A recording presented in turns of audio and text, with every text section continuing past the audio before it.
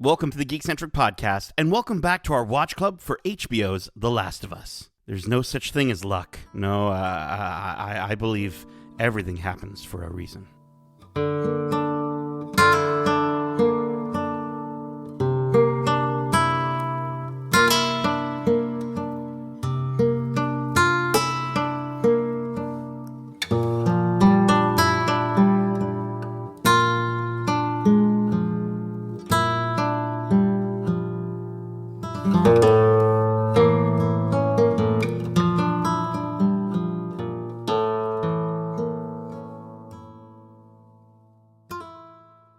Welcome back to Watch Club. My name is Nate, and this is our Watch Club for HBO's The Last of Us, Episode 8, titled When We Are in Need, directed by Ali Abbasi.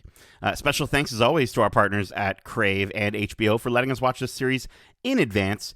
If you're joining us for the first time, this is Watch Club, our weekly review series, kind of like a book club, but way better.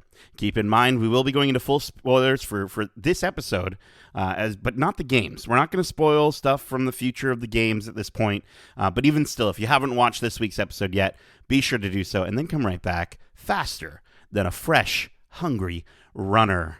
Now, before we all lose a kneecap, let me introduce you to my buddy boy and fellow survivor. He's taller than a bloater, and he's certainly an Ellie toter. He's Justin, the Joel, lovin' Lawrence.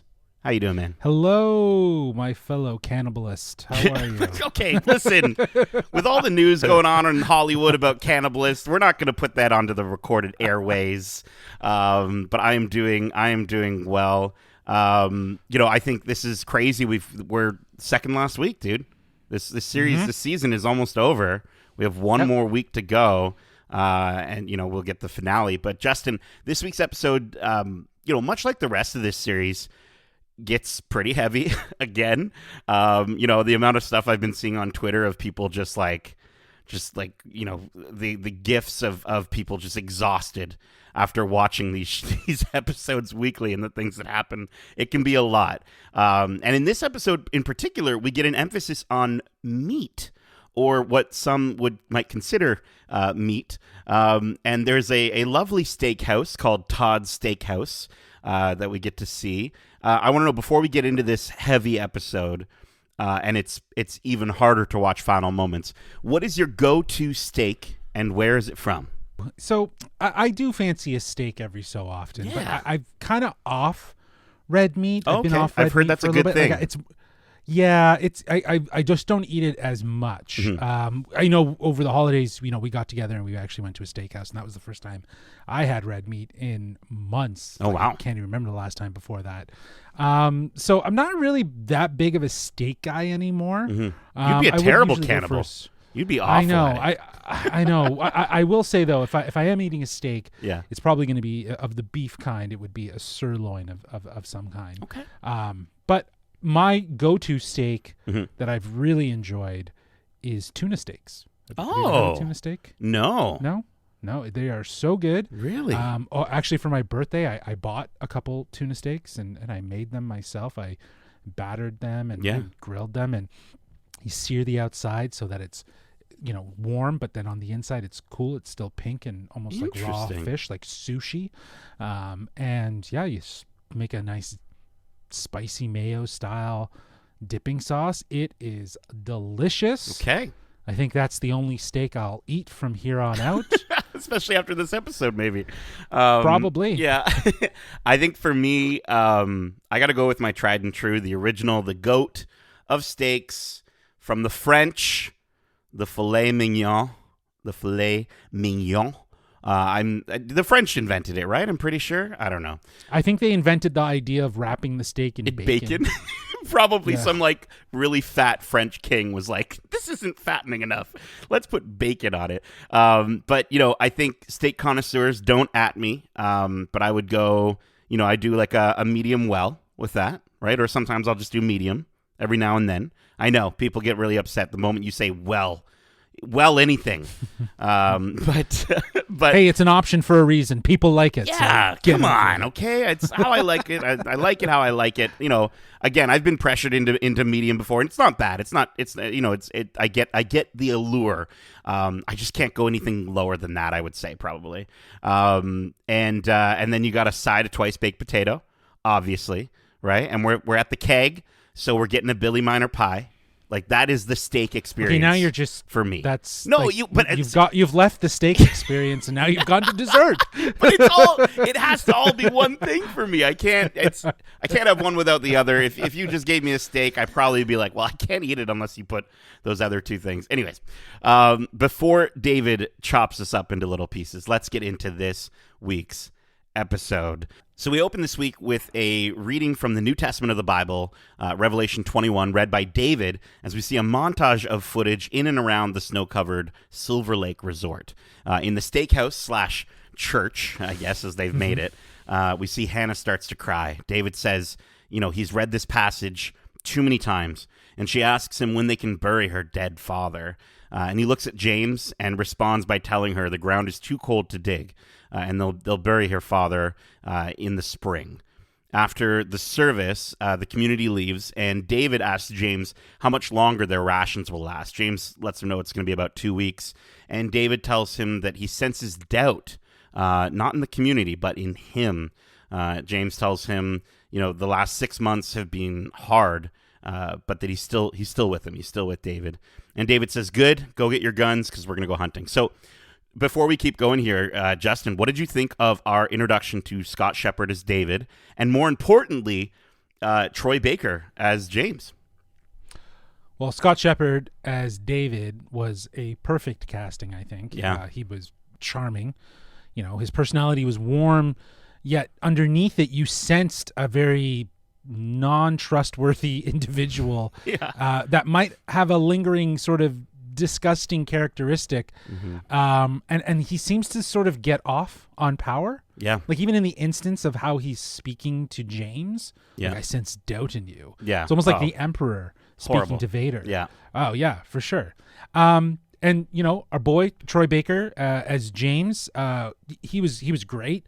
I think he played the would-be dead character with a sense of validity that was needed, because I think, again, he's known as a voice actor most of the time, but here he actually really matched some of the other actors by using his face and his eyes to convey emotions rather than just relying on his words. And you said he sounded like Joel, and watching it back, I can hear it. You can hear it, right? At times. You're right. Yeah. Right, for sure. I totally could. But what I think is really great is that, in the game, he's obviously the hero, and in this adaptation, he is a villain that I think emphasizes the power that David has. And we'll talk about that more as we go through, but he seems like he's under David's spell, and that very much translates in the way Troy Baker acts through his eyes and his facial reactions and so on. So I think he did great. Yeah, he's it's interesting because he is a fantastic actor. And I mean, keep in mind, it wasn't just the voice of Joel, right? He's right. performance capture, right? Yeah. So the performance that we got in that game and is very much him.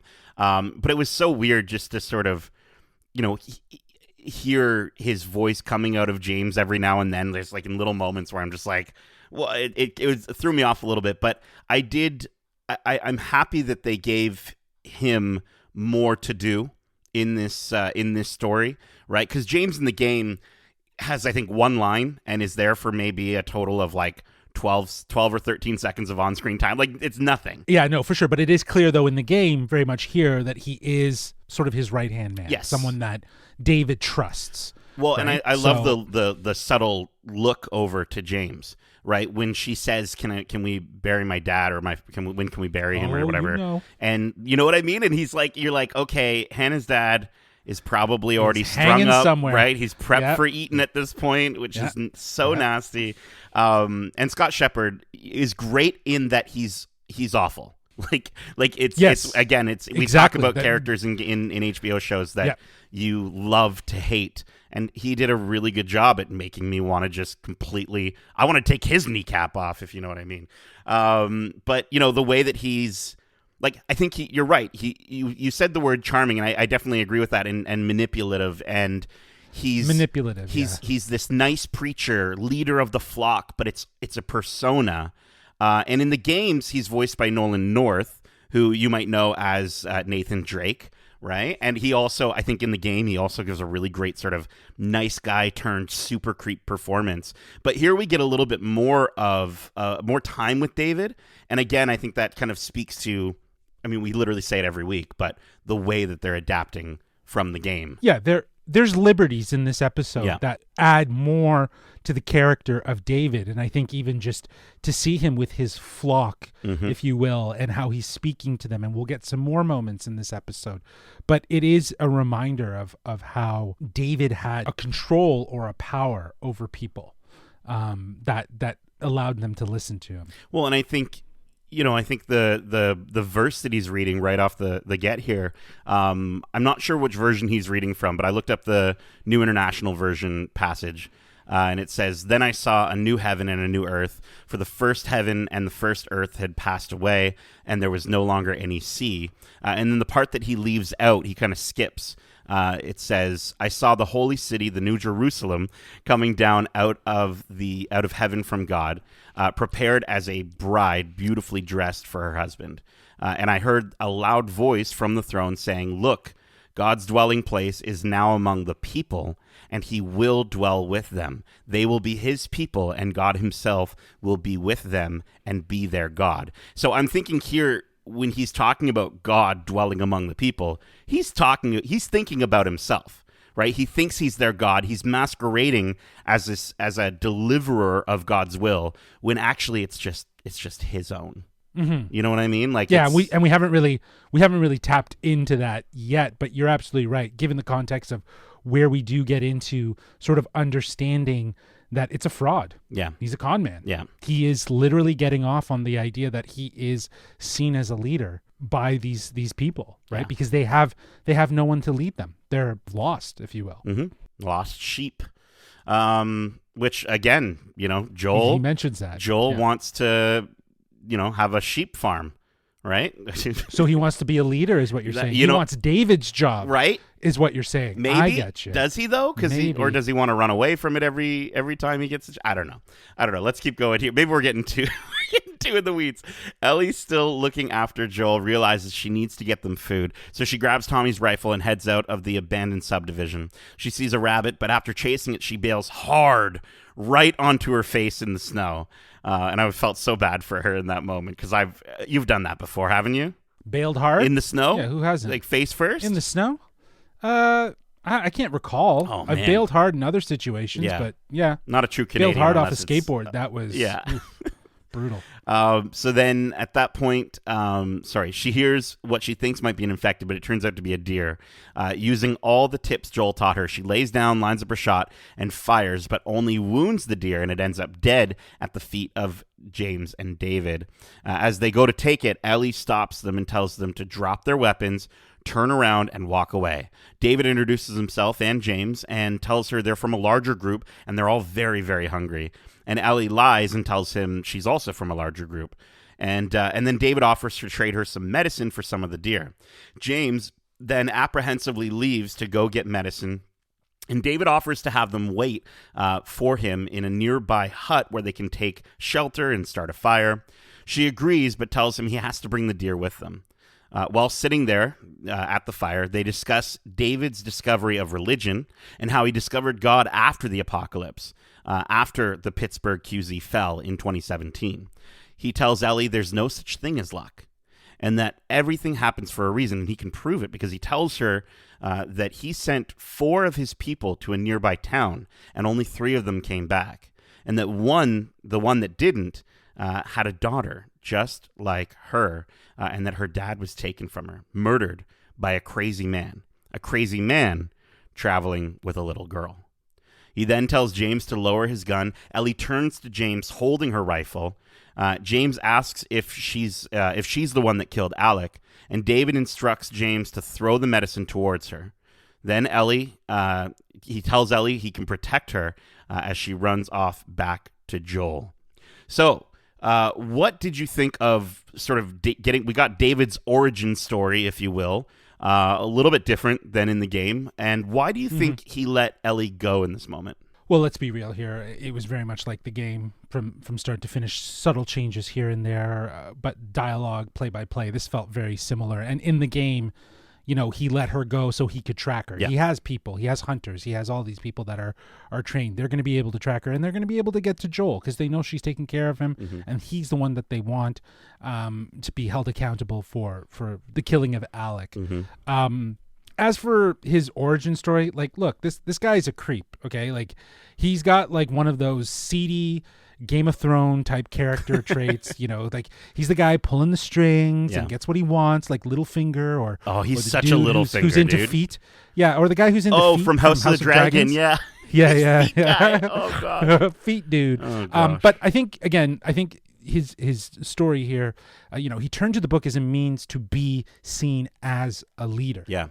In a time when everyone and everything was falling apart. The QZ fell apart in Pittsburgh, and he saw an opportunity to take what he can. He did that with not actually, as you said, not actually believing it. It's a persona. It's a means to an end, if you will.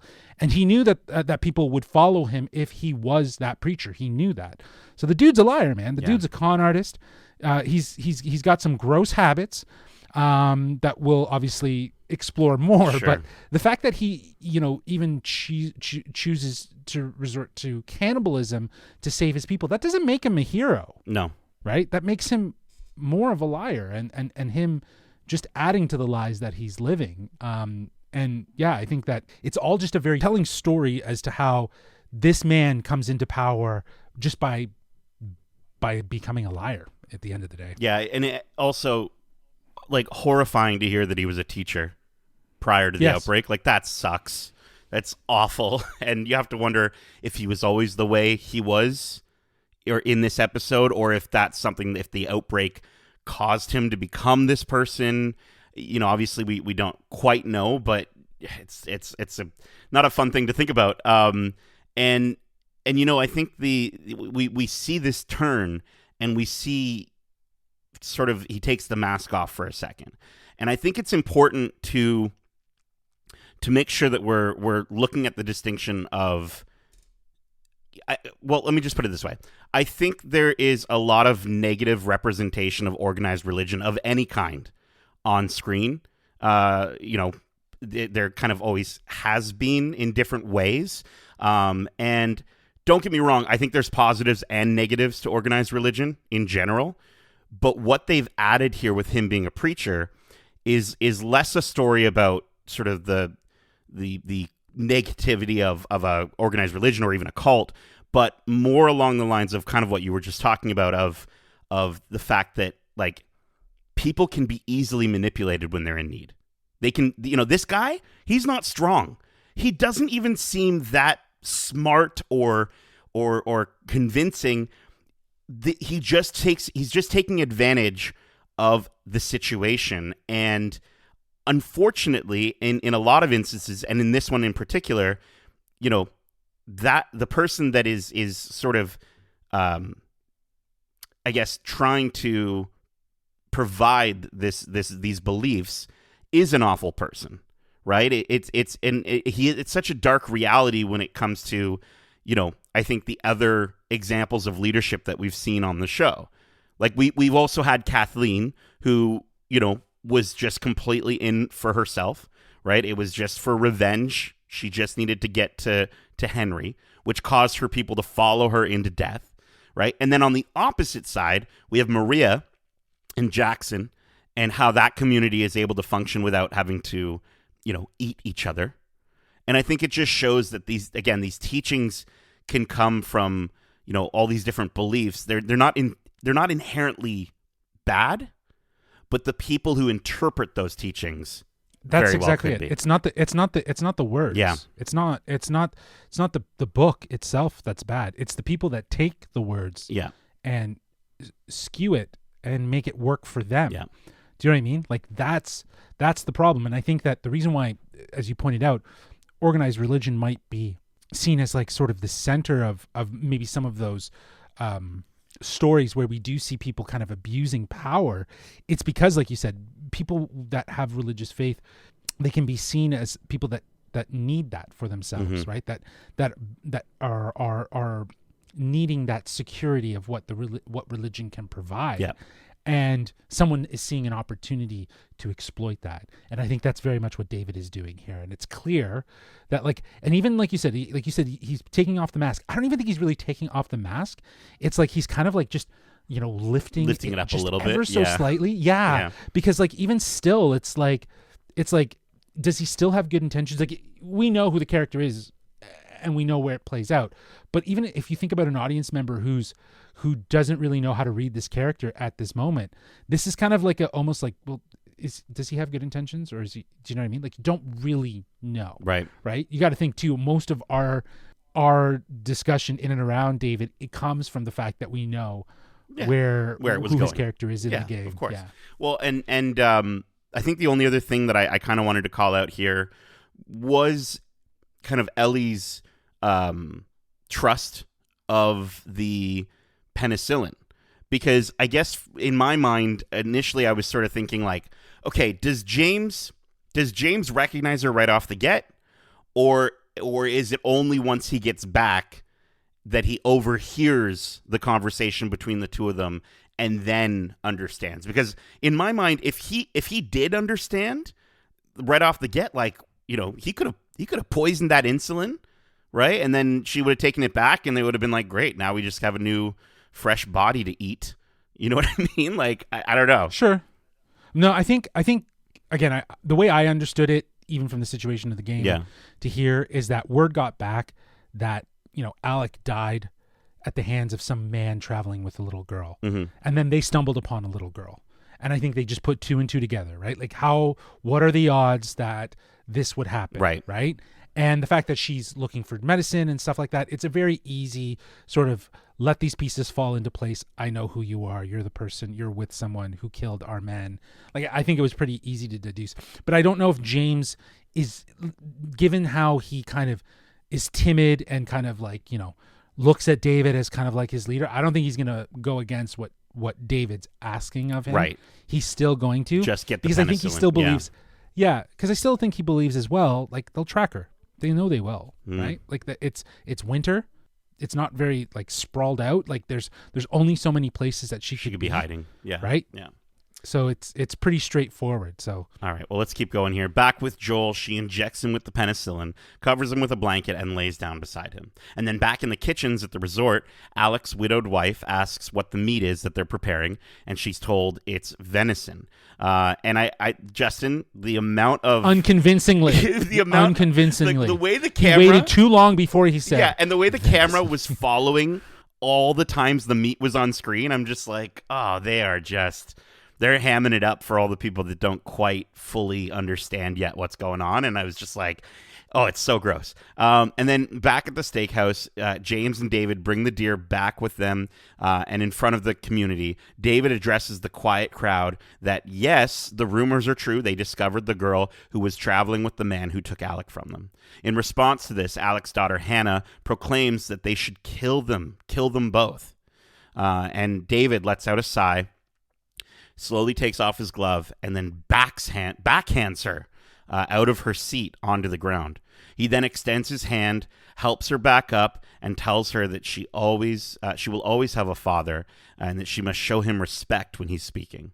Hannah's mom brings David a meal as she sits at their table. They all pray and proceed to eat. So besides the obvious fact that David is a terrible person, why do you think he slapped Hannah here?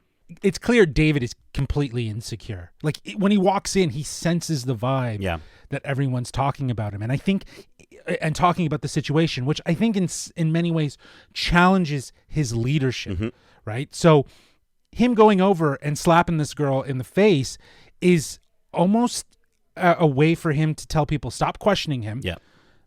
I'm your leader, right? And here's me showing my authority. I'm going to slap this little girl who just lost her father without any result. I don't care. Yeah. Right. So it's one of those things where it's very obvious that the intention here is a power play. It's like, hey, I got the power. Remember that. Yeah. Yeah. And it's I think the part that really sort of stuck out to me as like, oh no, he goes from, you're right, he goes from feeling like, oh no, I'm losing them, or I'm sensing that doubt, to this moment where he slaps her, and then the moment like, and the moment no one does anything, that's it. He extends his hand out, and as soon as she takes his hand, that he's like, okay, we're fine. I've got all of them back again. And his sheep are in line. Oh, and it's so gross too, because like the way the mom just instantly goes and gets him a plate, and then they sit down together and just have a meal, and I'm just like, oh, it's so messed up. Yeah, they don't respect him. I think they, as much as they fear him. In this situation. Exactly. Yeah. All right. Well, back with Joel, Ellie continues to take care of him. And while she's feeding the horse, she sees a flock of crows disturbed not far from them. She sees David, James, and 4 other men out searching for her. James argues with David that if they bring her back, it's just another mouth to feed, and says maybe leaving her out here to starve is God's will. David looks at him sternly, and James apologizes with his eyes. Ellie rushes down the stairs to wake up Joel, but nothing works. She puts a knife in his hands and tells him that if anyone makes it down the stairs, he needs to kill them.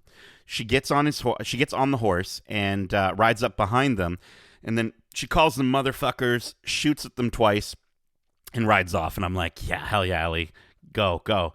But then David shouts out, you know, he wants her alive. He says alive, and James catches up to her and shoots the horse. It goes down, rest in peace, horse, and Ellie falls off and gets the wind knocked out of her.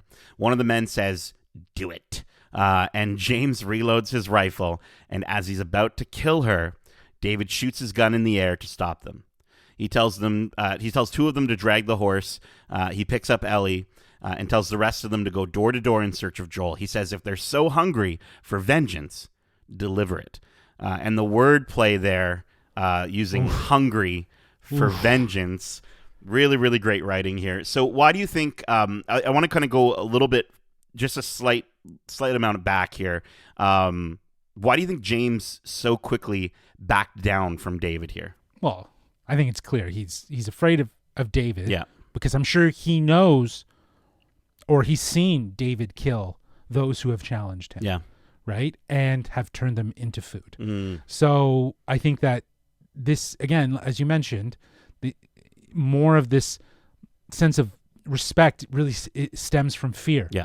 They fear him, right? Which again is just a constant theme through this series, right? People are fearful of this infection. People are fearful of losing their others. People are fearful of becoming food to other people. Yeah. You know what I mean? So I think James' apologetic eyes really does stem from him being scared that he doesn't want to be served up as food to the flock. Well, I think James, I think you're right. Again, love and fear. And James thought he could follow this man, right? This good man.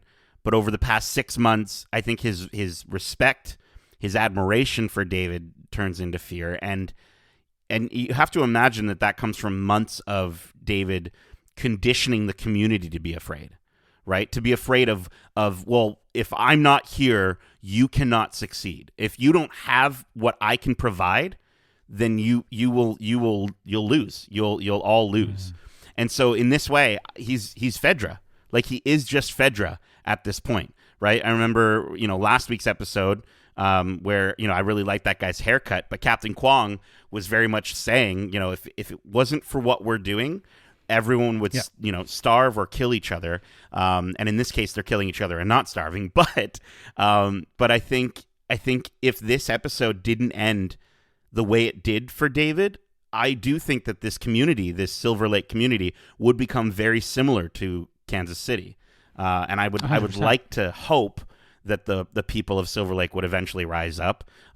Thankfully, they don't have to now, I guess. Well, but again, they're fearful of one person. Yeah. Do you know what I mean? Whereas like Kansas City, they were just fearful of the organization as a whole. Right.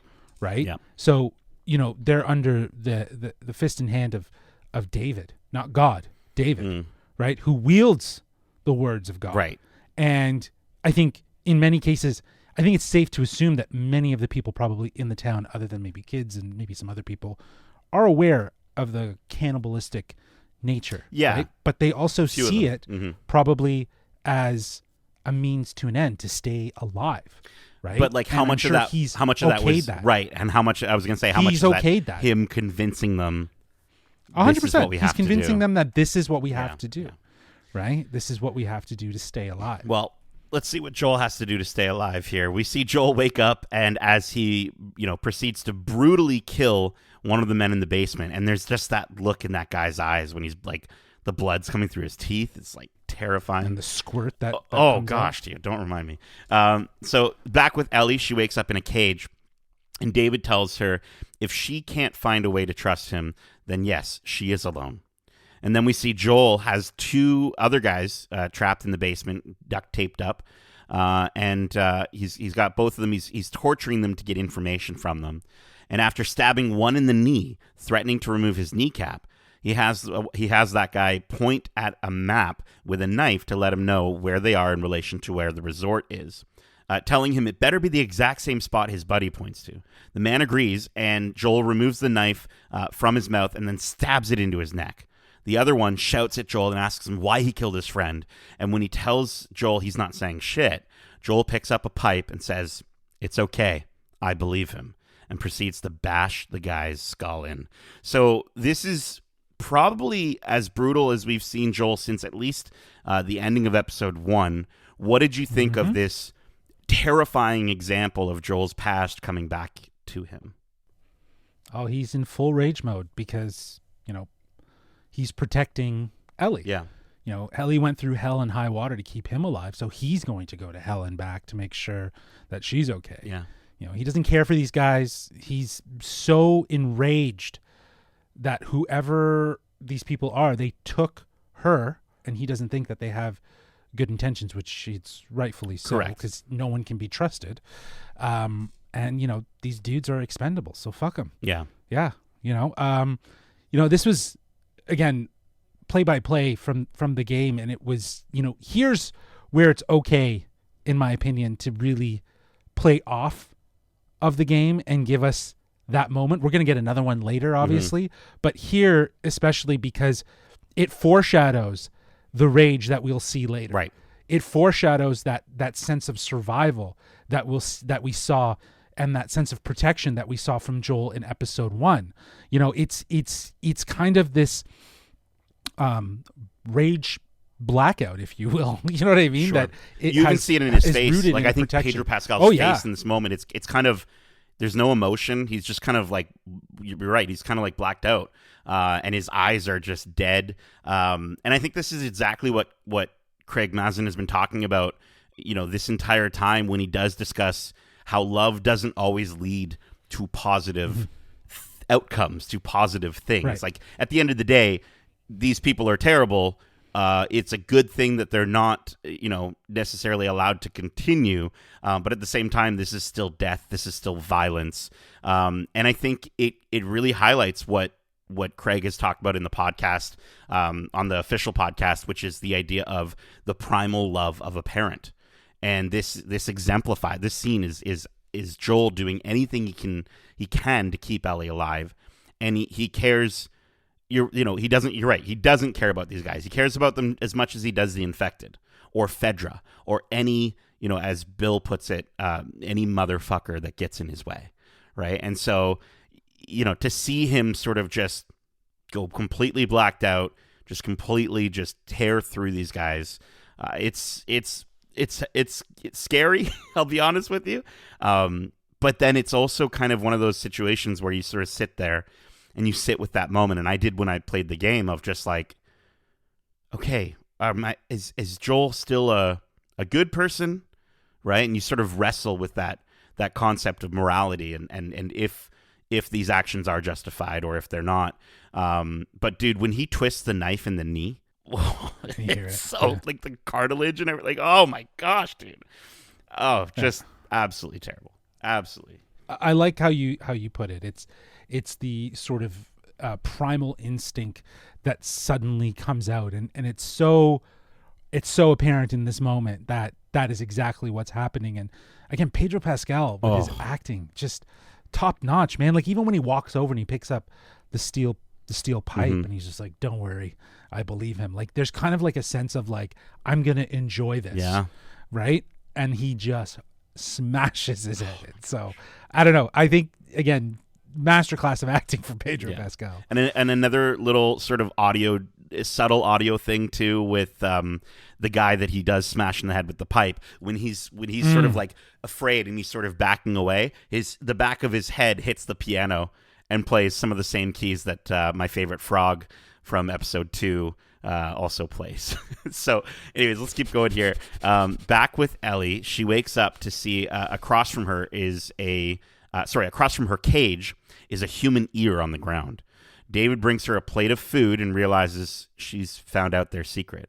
She kicks the plate away, and he tells her that there are only a few of his people who know, but he would have told her sooner than later. He says eating people was a last resort, and he's not proud of it, but he had no other choice. He tells Ellie she reminds him of himself. She's a natural leader, but she's also violent. She's got a violent heart, and that he's always had a violent heart until the world ended and he was shown the truth, not by God, but by cordyceps. He says cordyceps, aren't evil. They're fruitful. They multiply. They feed and protect their children, and they secure their future with violence if they must. He says they love. And at this point, I was just like, okay, this is going in a completely different direction here. But he says, he just wants an equal, a friend. He puts his hand through the cage onto hers, telling her to imagine the life they could build. And then she breaks his finger and tries to reach for the keys, but she's unsuccessful. She tells him to tell the others that Ellie is the little girl who broke his fucking finger. And I love Bella's, it's very similar to Ashley Johnson's line read of that line. But, we get a few reveals here, I think. They are indeed eating people, which I guess would be more of a reveal for people that didn't play the game. They probably have Alec, as we said, already in the barn. He's ready to be enjoyed with some faba beans and a nice Chianti. And we also learn David's beliefs. As we said, they're kind of structured, as this persona to be with God, but he's really going off his inspiration from the cordyceps. And so what did you think of sort of this change to his ideology, especially when it comes from the game? Well, I think it gives more validation as to why he probably went down the route of cannibalism. And much like how the eating and, how he described, they feed on each other. That's his justification. That was his justification. They have to adapt the cordyceps. But I honestly, in the bigger picture, you were talking about it a while back in one of our episodes, I think it was episode 2 maybe, the idea that terror and horror can be something beautiful, and I think it was in relation to I like how the clickers look. Yeah, but like just the idea that it can be seen as something beautiful.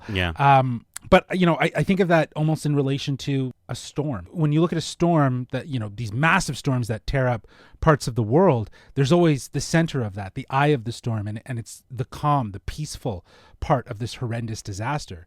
And I think in some cases, David is looking at the cordyceps as the calm to the disaster that is humans and human condition. Because of the virus and what it did to the world, he, a teacher or an otherwise bland, sadistic, perverted man, can be seen as a leader because the cordyceps have evolved the human condition and what life looks like. He is now able to be someone in power. They were his salvation. Exactly. They were his salvation, and he was grateful for them. So I think in some ways, this sort of proclamation that the cordyceps they love, I think that's how he's able to justify why he leads his flock the way he does and why he feels so emboldened to do so. See, it's interesting because in the game, they sort of, they don't play it as sort of elaborately, right? They sort of just bake it right down to the idea of survival at any cost. And it's because in the game, both Joel and Ellie, by this point, through gameplay, have killed a ton of his people, a ton of his men. And so, oh my God, I know. So when he gives that sort of line of like, well, you've killed all these people, like, how can you say that what we're doing is any less justified? But I think in this case, as far as the cordyceps are concerned, like he is right. They're not evil, but that's the double-edged sword of human consciousness and morality, right? Like it's just another thing that he lets himself believe, right? As we're saying, to justify his own selfish actions. And in a way, it's just like the cordyceps. He's infected a community of people to believe in him, right? And he's slowly, get this, Justin, you're going to love this. He's slowly eating away at them, sometimes literally. Oh, whoa! The wordplay. Whoa! Sorry, I wrote that, and I'm like, no, this is too much. But I'm also thinking in my head, I'm like, no, I could totally see like a new Rockstar's like making this comparison. So I had to throw it out there. Yeah, you're a little EA boss. Thank you. That is actually such a freaking compliment. The line, "They need a father, you don't. You're beyond that. All I want is an equal, a friend." It just so pervy, dude. And not only that, but it does speak to sort of you literally get to see the blueprints for how his mind works in that line, because he's basically being like, hey, we're on the same page. We can do this together. He's trying to create an alignment. He said this to James, right? He's probably said this to so many people where everyone. He's just, that's how he got people to follow him, for sure. We are the same, you and I. We need to get through this together. But the entire time, he's still going about it in the sense of like, but I'm still going to have more power. Yeah, absolutely. Brutal. Especially the fact that he says like, they don't need a father. You're beyond that. Like, you're beyond that. Like, how much is he able to read that like her relationship with Joel is a father type relationship? You know what I mean? Like, he's definitely assuming that. But I also think though that he's trying to like play to her angry heart. You don't need anyone. You don't. You're an independent. Yeah, screw the person. world. Screw the world. Come lead with me. I'll give you whatever you want. Oh man. Do you know what I wish she broke more than just his fingers. As long as you give me what. Oh. I wish she just. I wish. Yeah. She broke his whole hand. Well, she will. Well, yeah, she will. She will eventually. Let's keep going here. Actually, let's get to that part. Joel makes it through a harsh snowfall to the resort and discovers the horse dead along with human bodies hung up like cattle in a butcher shop. David and James grab Ellie out of her cage and hold her down on the chopping table. As David raises the cleaver to chop her, she shouts, "I'm infected," which stops him. And she looks at him and says, "Now you are too." And we see that he's bitten. She bit his hand, I guess, when they were struggling. They roll up her sleeve, and David doesn't believe, he doesn't believe it's real because she would have turned by now. She grabs the cleaver and thrusts it into James's neck and then runs out into the steakhouse. She tosses a piece of burning wood at David but misses, and this causes the building to catch on fire. David locks them both in and starts to call out for her. She manages to stab him in the gut, but he pins her down on the ground and tells her he thought she already knew that fighting is the part he likes most. As he tells her not to be afraid, she manages to reach the cleaver and slams it into his face. He falls back, she gets up, and then proceeds without any thought to just chop into his face over and over and over again as the flames rise behind her. She stumbles outside the steakhouse, and Joel finds her. She starts fighting him, beating his chest until she realizes that it's him. She embraces him, and he calms her down, telling her, "It's me." He covers her in his coat, and they begin to walk away. Away. Oh my gosh. Into episode 9. Into the finale. But before we get to the finale, this was another one of those moments from the game that we knew was coming, but certainly I know I wasn't. I'm sure you weren't looking forward to having to watch again. What did you think of this brutal character shaping moment for Ellie? Well, I will say that I was looking forward to it because, David gets his just desserts. We knew what was going to happen. Yeah. The circumstances of it, yes, very uncomfortable and very inappropriate. But, this much like the game, was intense and it matched that intensity. The difference is that I didn't have to anxiously run around a burning steakhouse to fend and off constantly David. die somehow. I'm sure you did. Yeah. Well, I definitely died quite a bit in that Yeah. moment, in that part of the game. But I love that. Much like the game, again, it keeps things play by play, and we stay focused on Ellie's rage. While there are different circumstances to how Joel, beat the guard to a bloody pulp in episode 1, these two feel very similar, right? These two moments, right? I know we had the moment before with the men from the Salt Lake Resort, but I think I really saw this as connecting back to episode 1, where we see Joel go into a fit of rage and beat that security guard. This was Ellie fighting off David, who thought that she was weak and that she could be beaten and that she could be taken advantage of. And that is what Ellie was really pummeling and chopping up to little pieces, if you will. Bella Ramsey in this moment is so intense. And I think she gave a sort of hauntingly beautiful rage out performance as she just hacked away. And I think it's, like Ashley Johnson in the game did a great job. But here, you don't have performance capture. At the time when you're looking at it, it's like, whoa, this is a video game that is delivering a full emotional moment. It's intense. And here you have that, captured so well, but with a new level of performance from Bella Ramsey that just, it feels like this, as you said, it's a character shaping moment for her. And, again, with how creepy Scott Shepherd's performance was as David, this felt like the earned killing that needed to happen in one episode. It was like, yes, yeah, exactly. Right, where again we're used to that for a lot of shows taking a much longer time. But no, I was ready to get him out of there.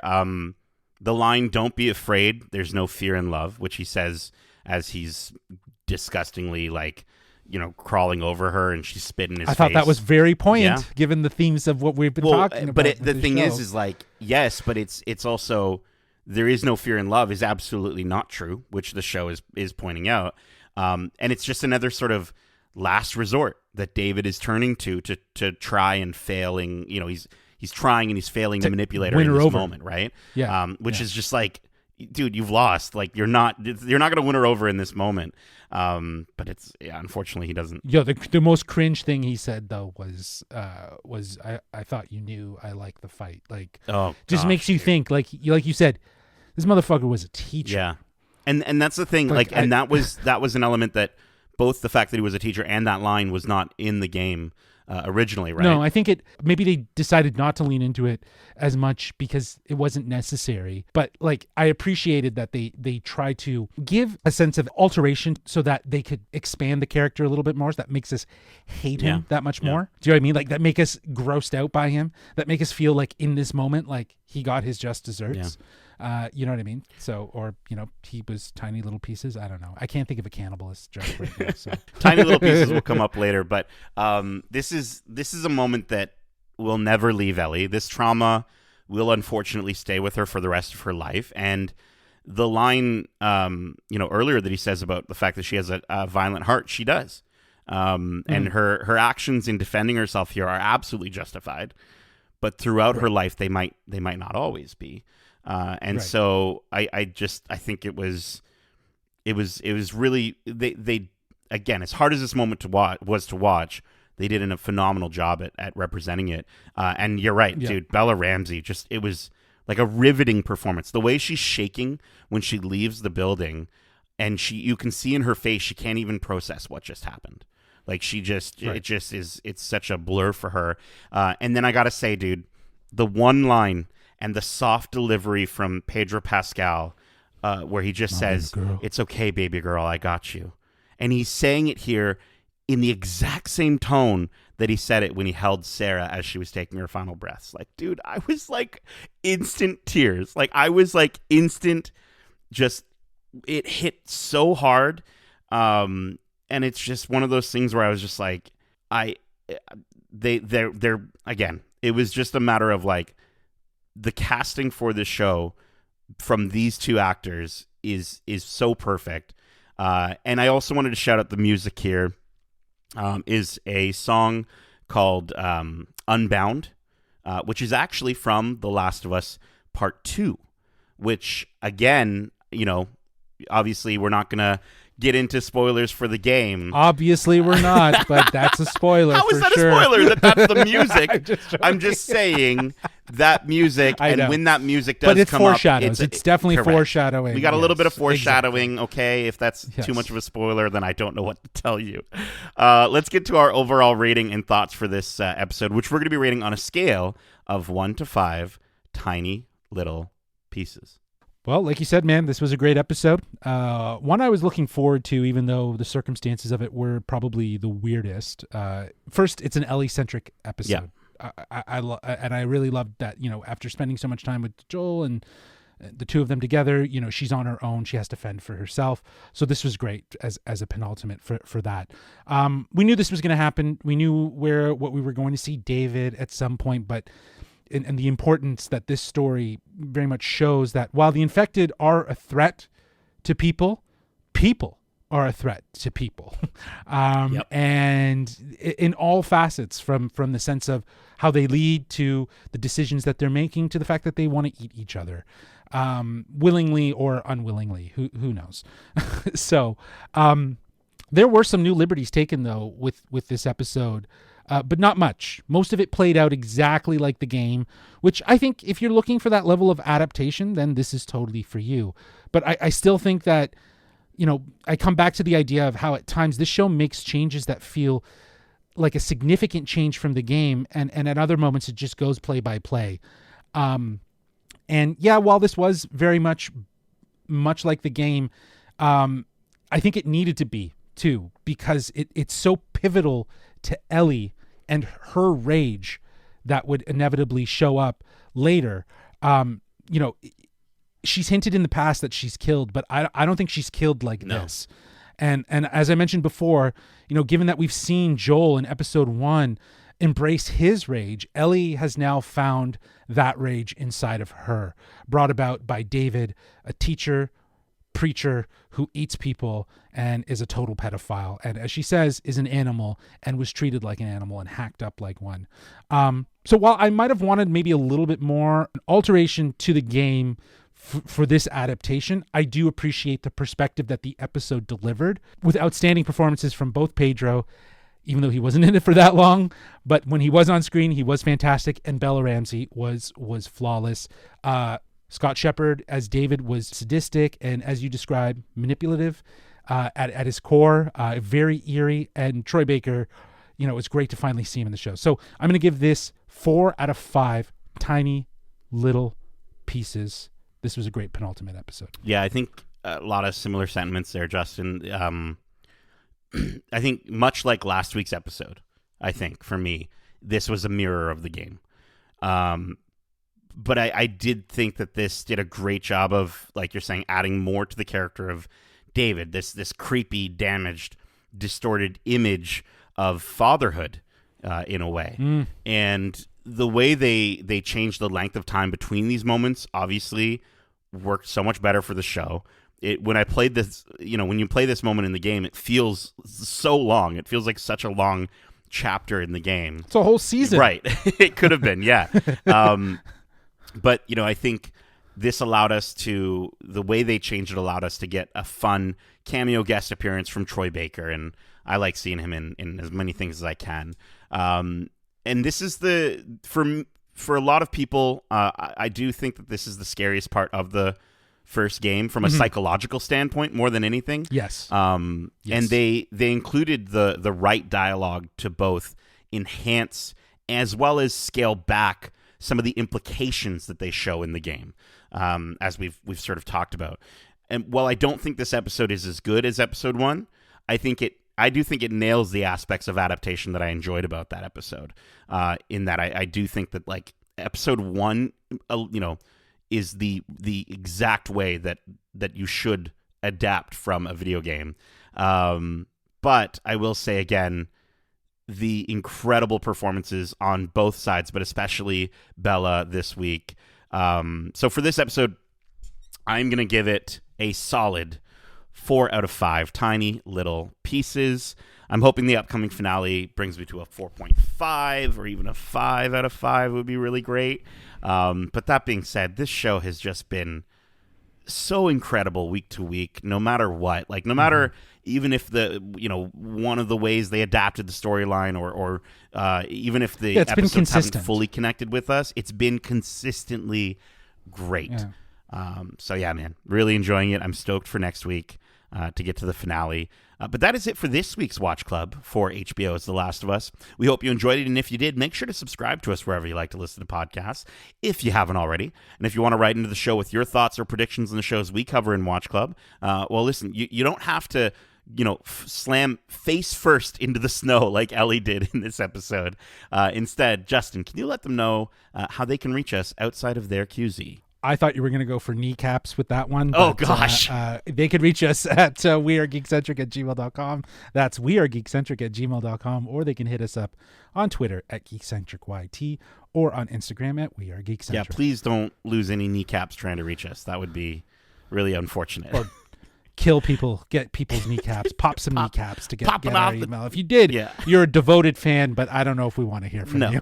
Yeah, please stay away. Keep in mind, we also have a ton of other great episodes covering the latest in movies, TV shows, and games, including our spoiler-free review for the Apple TV Plus original series, Hello Tomorrow, as well as Ant-Man and the Wasp: Quantumania. Plus, we have some interviews from the cast and crew of Ant-Man and the Wasp: Quantumania. Justin sat down with Catherine Newton, who plays Cassie in the film, and I had a lovely chat with Peyton Reed, the director of the movie. So check out those. Subscribe to us here as well as on YouTube at youtube.com/geekcentric. We're also on TikTok now. I keep telling Justin to do a TikTok dance. He still hasn't done one. But listen, if you are enjoying this Watch Club and you want to travel to a galaxy far, far away, well, listen, we have 2 more Watch Clubs currently going on. I'm losing my mind with how many Watch Clubs we have going on, but it's all worth it because we have a Watch Club going on for Star Wars: The Bad Batch Season 2, which is well underway, and we have another Watch Club for Season 3 of The Mandalorian that we've kind of just kicked off. So definitely, subscribe here, subscribe on YouTube, follow us on TikTok, follow us on all the social medias so you can keep up with all the great stuff we got going on. Justin, thank you so much for joining me for this Watch Club. And as we say, when you're lost in the darkness, eat people. I mean, look for the light. Come